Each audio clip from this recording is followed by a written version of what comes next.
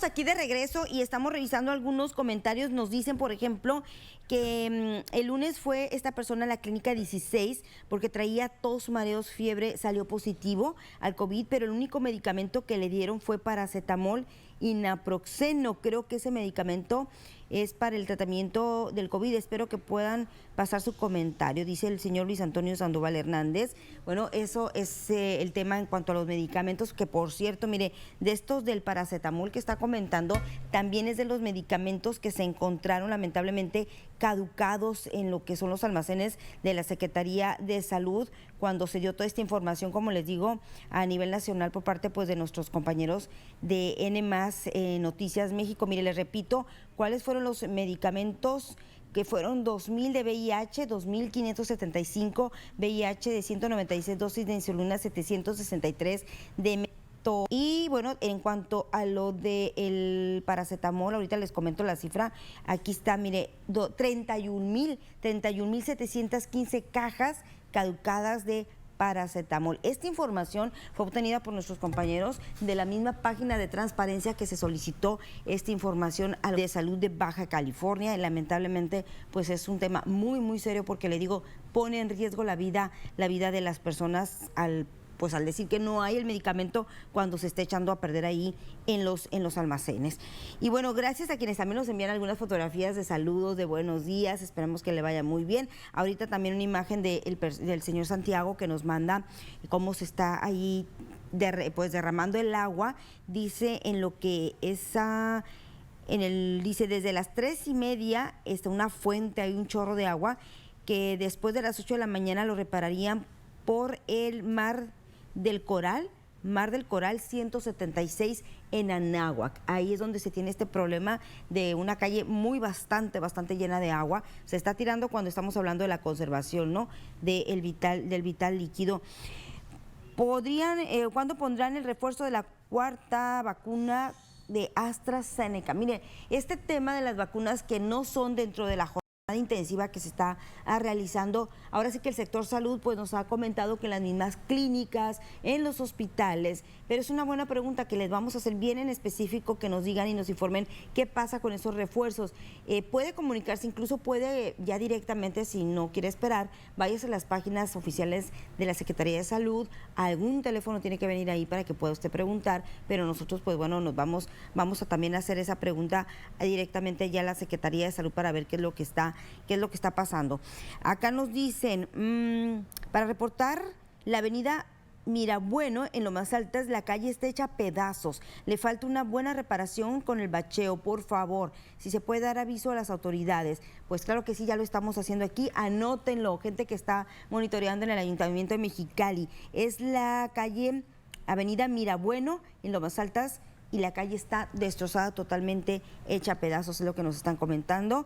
Reportan una lámpara de alumbrado público en Fundadores, en la avenida José Muro, el número es 3119, que no prende, dice, bueno, está prendiendo y se está apagando, parece así como lamparitas, ¿no? Y se apaga, dice, ese es el problema, ya tiene meses, de hecho ya lo ha reportado a la misma Comisión Federal de Electricidad. Bueno, pues este es un tema no de comisión, tengo entendido directamente el Ayuntamiento de Mexicali y del Departamento de Alumbrado Público. Ellos tienen que acudir a reparar. Habla el 072, sí es el número del Ayuntamiento de Denuncia Ciudadana, 072, para que ahí quede el reporte, le den el número de folio del caso y que se le pueda dar un seguimiento, un tratamiento también, y que se tenga ahora sí que contabilizado todo ese tema, esos días que dice usted, meses, que pues sí tiene esta problemática. Entonces, directamente al 072 del Ayuntamiento de Mexicali. Gracias a otras personas aquí que se reportan como le digo, con comentarios. Tiene alguien que nos escribe, pago del seguro institucional y nada. Se echa la culpa al sindicato y así se la llevan. La aseguradora Argos dice, se lava las manos y así se echa la bolita y no nos están pagando. ¡Qué injusticia! Miren, no sé de qué caso está hablando particularmente, pero si lo relaciono un poquito con el tema de la burocracia. Sabemos que hubo contratos con aseguradoras privadas donde se le descuenta a los trabajadores burócratas la cantidad para que se le pague de vía nómina a estas aseguradoras y se ha tenido este problema. No sé, le voy a ser sincero, en estos momentos cómo está esta situación, si ya se cubrieron los adeudos a las aseguradoras y una vez que se necesite el servicio, pues no se tenga ese problema. ¿Por qué? Porque el trabajador confía en que se le está descontando de la nómina y que se están cubriendo las pólizas a las aseguradoras, que no tienen por qué estarse ahí tirando en la bolita, o si es un tema del sindicato también. Entonces sí hay que ver qué está pasando con ese tema. Están quitando, dice, una jardinera que esté en la banqueta, dice... Aún no pueden más bien quitar una jardinera que esté en la banqueta, es en un verdadero peligro. Aparte, la dueña deja el carro y las personas tenemos que caminar por la calle arriesgando ser atropelladas, ya que es una vía rápida. Sí, eso también es un tema. Miren, cuando hay negocios o que las personas toman las banquetas como para adornarlas, pues sí se ven muy bonitas. El problema es que la gente... le estorba a lo mejor a la gente caminar por las banquetas. Hay que recordar que una vez ya la banqueta, aun cuando esté frente a su domicilio, son ya públicas. La gente, para eso son las banquetas, para que la gente vaya por ahí evitando ser atropelladas. Esto ha pasado con negocios particulares que incluso o con casas que atraviesan los carros, suben los carros a la banqueta, la gente tiene que bajarse y rodear con el riesgo, y sobre todo en vías, a lo mejor hay colonias muy tranquilas, no pasa nada, pero qué tal con esas vialidades muy transitadas y que la gente tiene que agarrar esto. Esto pasa mucho, mire, hay casas ahí en el tramo entre L. Montejano y por ejemplo Lázaro Cárdenas, no, L. Montejano y Benito Juárez. En este tramo, esto está sucediendo mucho en algunas casas, ahí enfrente de la Comisión Federal de Electricidad, por ejemplo, hay viviendas o hay negocios y que resulta que atraviesan sus carros y luego no hay como un carril. Es una calle de vía rápida, pues es muy peligroso lo que está sucediendo. Entonces sí, un poquito de responsabilidad también ahí con los propietarios de estos locales o de estas casas, que no obstruyan el paso vehicular de las personas, porque para eso son las banquetas. Y aquí seguimos revisando los mensajes, los comentarios. Gracias a Luis Antonio Sandoval Hernández. Dice que fue diagnosticado como positivo a COVID en el IMSS. Y el tratamiento le dieron paracetamol. Seguramente es la misma que nos está mandando acá por otra vía. Pues ya lo dimos a conocer, señores. Esperemos que haya alguna solución por ahí. También a todas las personas que se están aquí reportando. Jorge López Reyes, Juan Peralta Muñoz, muy buenos días, gracias por los comentarios. Juan Pablo García Ramos, que siempre está atento. Y a Román Salazar también, muchísimas gracias. ¿Qué le parece si nos vamos a conocer la nota positiva? Ahí tiene usted, la verdad, muy recomendable toda esta programación para que esté pendiente y pueda hacer usted también aprovechar todo este humor que se genera a partir del tema político. Nos vamos a ir a un resumen de noticias. Y aquí ya están opinando sobre este operativo Mochila del que estábamos hablando, donde se está analizando si retorna, si regresa, y con el consenso de tanto de padres de familia, de maestros, y obviamente también ahí van a intervenir los derechos humanos. Aquí Mitzi, que le queremos agradecer porque está reportando Mitzi Morales, ella dice, estoy de acuerdo con que regrese el operativo Mochila a las escuelas. Como padres de familia están preocupados también de la situación de inseguridad, lo que está pasando, el hecho de que los jóvenes cada vez son presa más fácil también de la delincuencia, del crimen organizado, pero concretamente no pasa nada si regresan estos operativos Mochila y una vez que están en la escuela se realizan. Mire, les voy a platicar así ciertas anécdotas nada más, muy breves. Les digo, yo estuve trabajando en una escuela y me tocaron esos operativos. Los jóvenes son tan hábiles para esconder cosas que se pasan la voz cuando llega el operativo Mochila y hasta en los plafones de los techos esconden lo que no quieren que se les descubran en estos operativos Mochila. Por eso tienen que estar cambiando las estrategias y me tocó, sí, enfrentarme con jovencitos que estaban, mientras se les revisaba su mochila, ellos mismos confesaban lo que traían. Y evidentemente, durante todo este operativo, por ejemplo, escuelas particulares donde los dejan entrar con sus vehículos, ya no los deben dejar de regresar a lo que son los carros, una vez que se bajan del vehículo, pues ya están con su mochila y con todas sus pertenencias en sus clases hasta que salen. ¿Por qué? Porque evidentemente pueden estar escondiendo algo. Entonces, ahí está el tema y seguramente nosotros lo vamos a seguir tocando aquí una vez también que se ponga en acción, porque seguramente dadas las condiciones y lo que estamos viviendo, van a regresar estos operativos mochila, no tienen por qué enojarse los muchachos. Además, mire, pues son menores de edad, hay que tomar en cuenta también que son menores de edad y que como padre de familia usted tiene toda la autoridad sobre ellos. ¿Para qué? Para evitar pues una desgracia, que suceda algo lamentable en las escuelas debido pues a este sobreproteccionismo que a veces se aplica, hay que decirlo de esa manera, ¿no?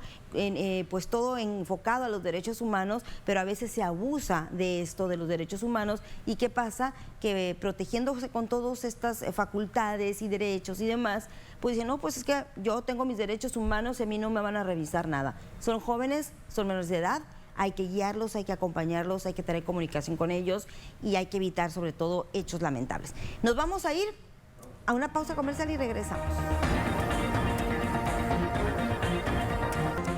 Nos vamos a ir directamente ahorita en los deportes, nada más previo, porque esto nos dicen que es de emergencia, se está tirando el agua ahí mismo en la colonia Anáhuac. Nuevamente, pues si van a ir los de la Comisión Estatal de Servicios Públicos, además del domicilio que les di anteriormente, nos dicen que hay una fuga por Mar del Coral. Entonces lo que está sucediendo, gracias por recordarnos este tema, ahí en la colonia Anáhuac se está tirando muchísimo. A continuación ya enlazar con nuestro compañero Rodrigo Peguero en los deportes. Rodrigo, ¿cómo estás? Muy buenos días, ya te queremos ver.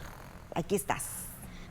Aquí estamos, Laura, igualmente me da mucho gusto y que esto es en contra de la prevención del cáncer.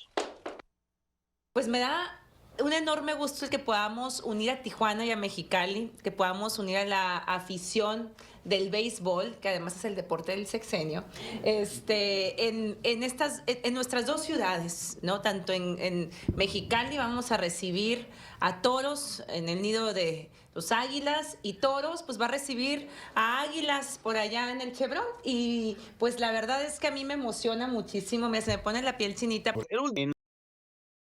En lo que se estima, los dejo para ver cómo estará el clima en las próximas horas. A quien saludo con mucho gusto a mi compañera Maricela Álvarez Soto. Un gusto saludarte, Rodrigo, que tengas un excelente día. Nosotros continuamos con la información del pronóstico del tiempo. Recuerde, siguen las temperaturas calurosas en ese transcurso de día, en este jueves, ya rumbo al fin de semana seguirá haciendo bastante calor. Este viernes esperamos un cielo despejado, caluroso, soleado, sin pronósticos de lluvia. La temperatura va a estar incrementando a los 43 grados centígrados en las horas pico del calor. La mínima, por su parte, estará descendiendo a los 28 grados centígrados. Esperamos vientos ligeros, y para el sábado, incrementando para el domingo la temperatura hasta los 44 grados centígrados, bastante calor. Seguiremos tomando precauciones, por favor. Recordemos las recomendaciones de los expertos en salud. Hasta aquí la información del pronóstico del tiempo. Excelente día para todos. Con Gaby Figueroa, como le comenté desde el inicio. Gaby, ¿cómo estás? Buenos días. Hola, Laura, muy buenos días. Pues vámonos a entrar de lleno ya para aprovechar el tiempo. ¿Qué tema nos traes esta mañana? Mira, pues hoy les voy a hablar de la vivienda.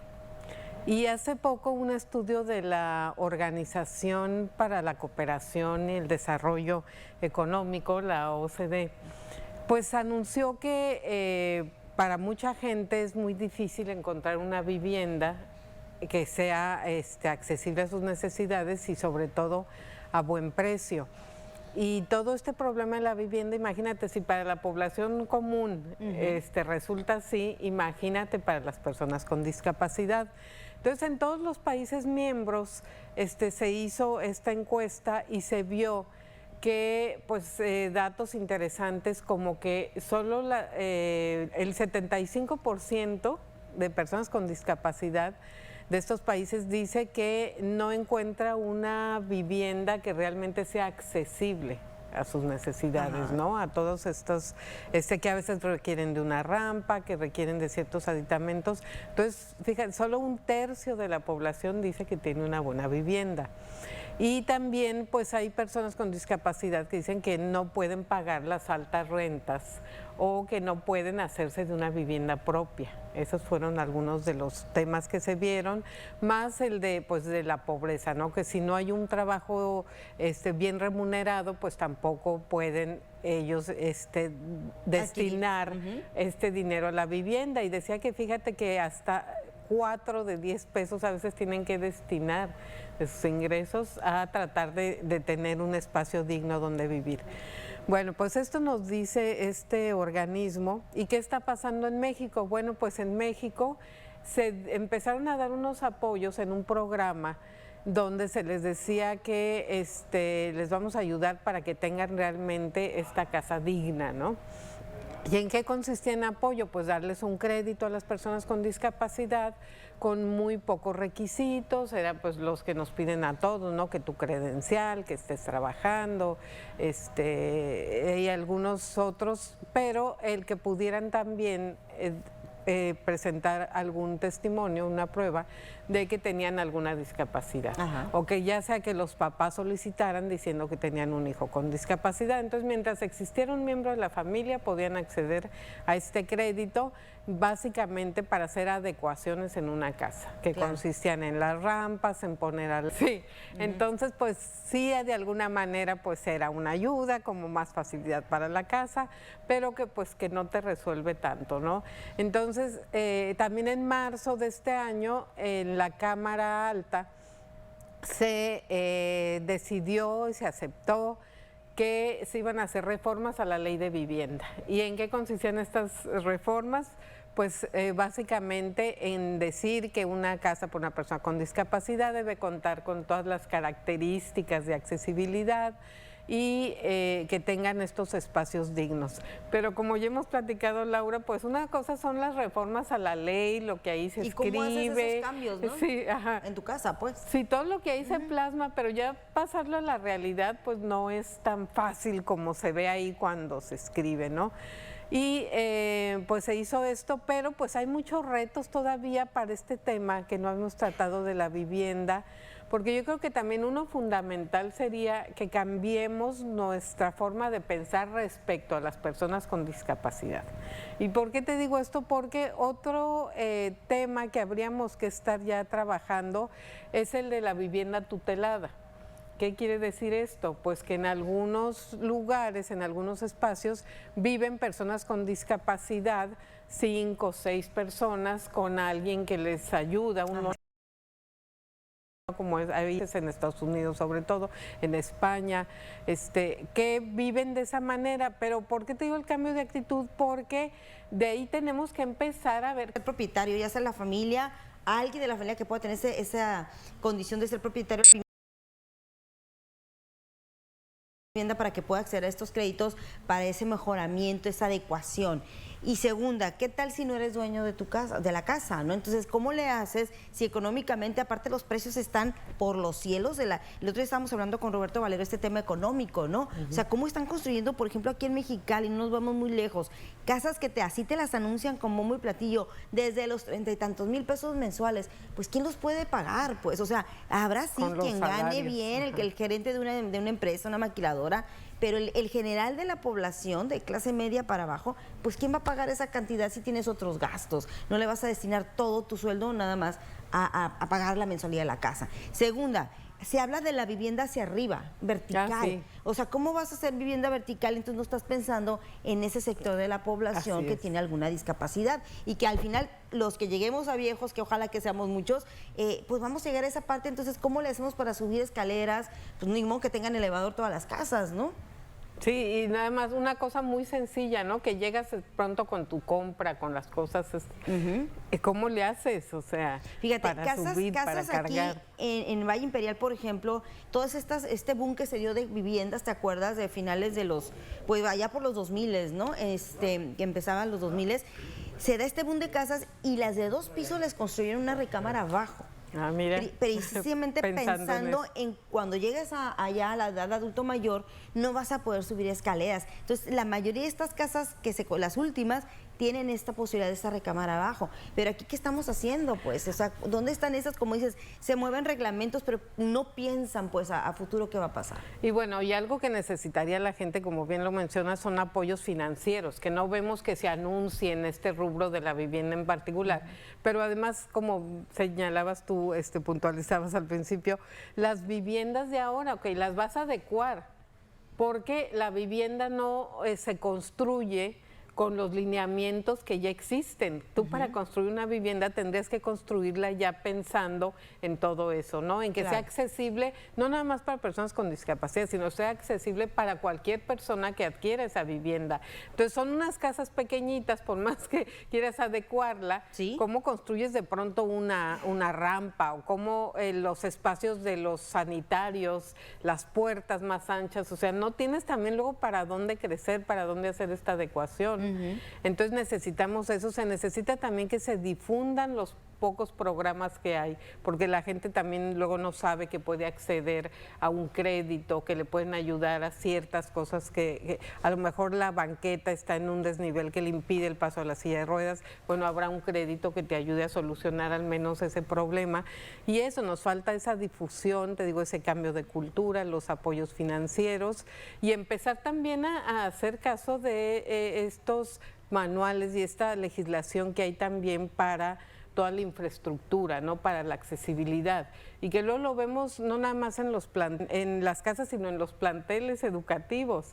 ¿Cuántos han salido que también no tienen todos estos lineamientos para que un niño pueda acudir a la escuela, ¿no? Entonces, todo esto de las edificaciones, el día de hoy puesto más hacia la vivienda, pues que realmente se respete, claro, y que la gente pueda adquirir y vivir de manera digna. Mucho se habla de dignificar los espacios, que hay que apoyar a las personas con discapacidad, pero que esto no sea nada más un discurso, ¿no? Y está toda esta falta para que una persona haga realidad al menos esa necesidad básica de bienestar y tener un lugar, un espacio donde puedas vivir tranquilo. Así es, mira, yo creo que hay muchos fraccionamientos aquí en Mexicali que se pudieran retomar.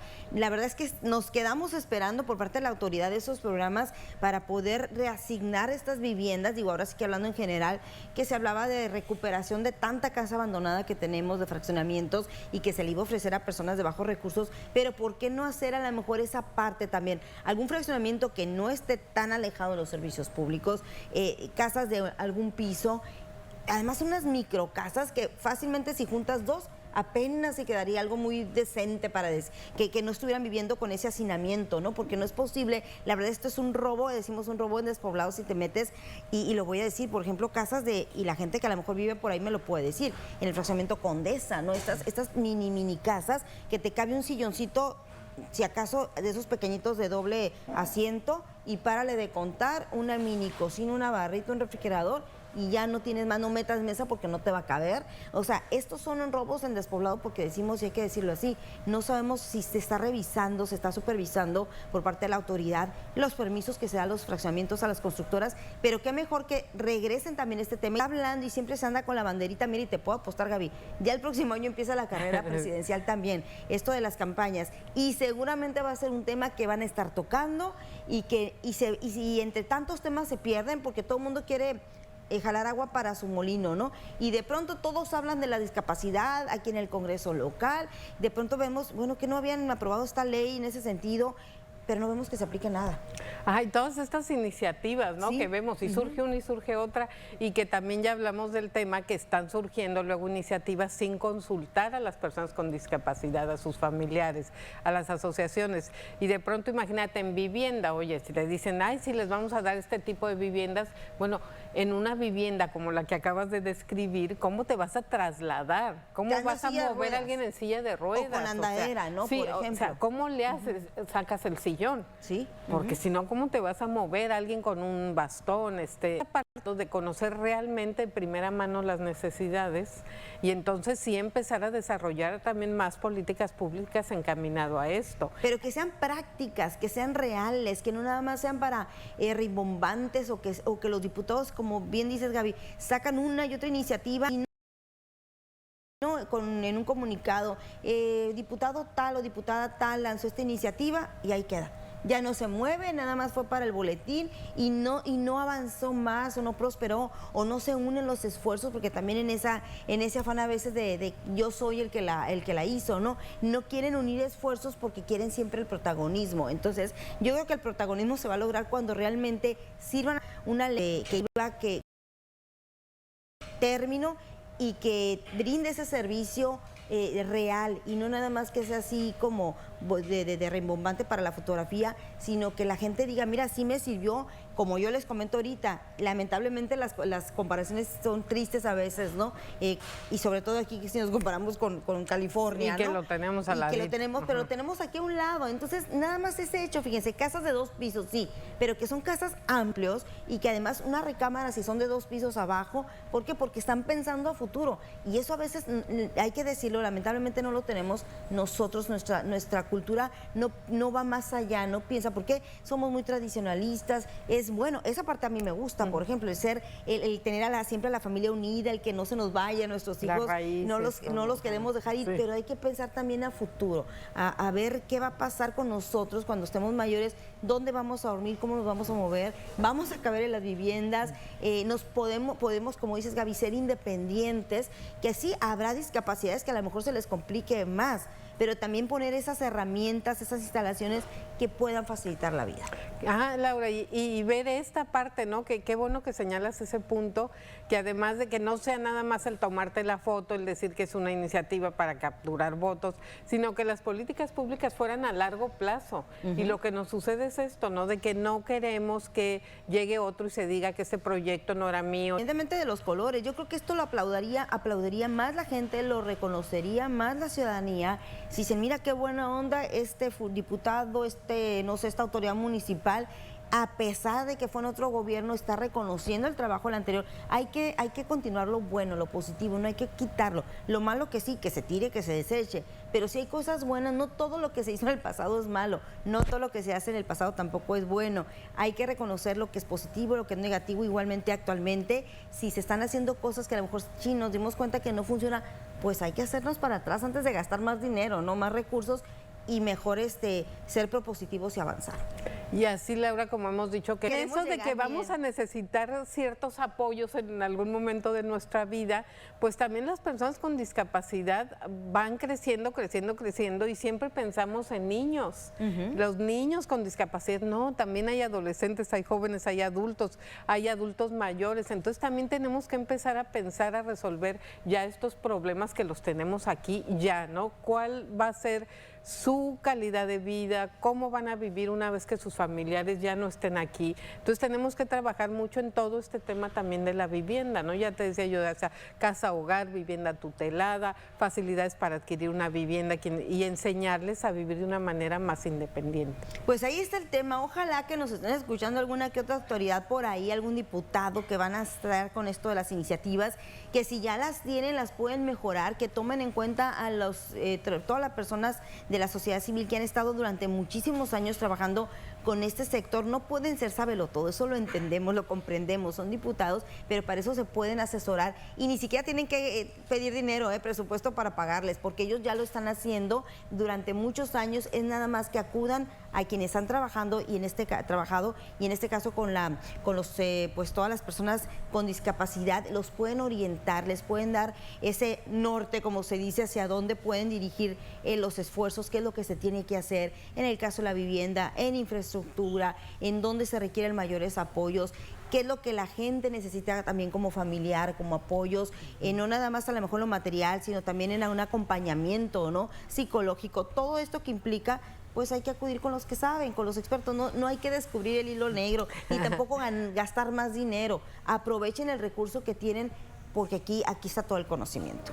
Y siempre con gusto, ¿no? Hemos dicho que queremos que la forma de salir adelante es para personas con discapacidad es bien importante. Qué bueno que nos lo trajiste aquí a la mesa, Gaby. Gaby Figueroa, ya sabe, está con nosotros los jueves. Si ustedes tienen alguna duda, alguna propuesta también de lo que se puede hablar aquí, con gusto nos lo hace saber, o directamente con Gaby a sus páginas. Tienes un Facebook, ¿verdad? Sí, y pues casi todas las... Ajá, así con tu nombre completo. Sí, con Gaby Figueroa, o Gabriela Figueroa Lizárraga, ahí está. Gabriela Figueroa Lizárraga, y ahí directamente le puede hacer todos sus planteamientos.